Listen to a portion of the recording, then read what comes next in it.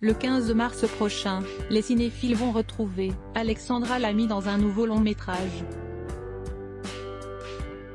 L'actrice joue dans La Chambre des merveilles dans lequel elle incarne une maman qui est confrontée à un terrible drame, l'accident de la route dont est victime son fils. Hospitalisé, le garçon est dans le coma. Alors pour lui redonner de la force, elle va tout faire pour réaliser ses rêves. Un long-métrage bouleversant. Dans le cadre de la promotion de ce nouveau projet, la comédienne était l'invitée de Laurent Delahousse pour 20h30 le dimanche, diffusé ce 12 mars 2023. Ainsi, les téléspectateurs ont pu observer des moments forts de la carrière d'Alexandra Lamy. Cette dernière a également évoqué des femmes qui, pour elle, incarnent le féminisme. Le journaliste de France 2 lui a alors posé une question assez étonnante. Vrai ou faux?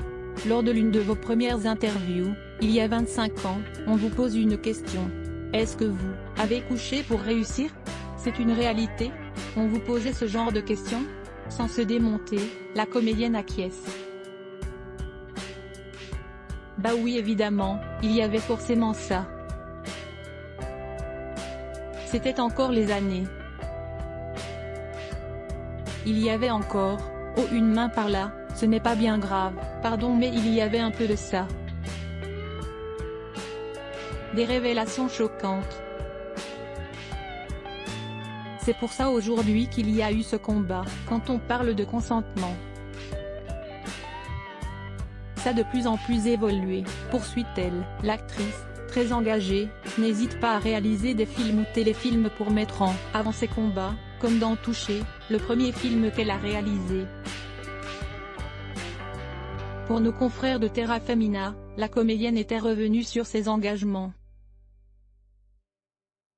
Je suis très engagée contre les violences faites aux femmes, je travaille beaucoup avec des associations comme Résonante ou La Maison des femmes. Ce récit de victimes de violences sexuelles qui tentent de remonter la pente m'a donc énormément parlé. Et j'ai décidé de me lancer sur ce projet en veillant à bien m'entourer.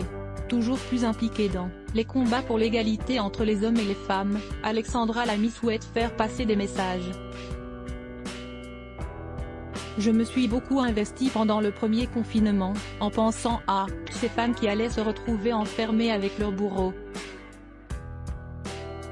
On a travaillé avec la gendarmerie, les pharmacies, les commerces de proximité pour dire aux femmes que nous étions là. C'est à cette occasion aussi que j'ai rencontré Andrea Abescon, la réalisatrice de Chatouille tient un second rôle dans Touché, note de la rédaction, également très impliquée dans cette cause, confiait-elle au Point.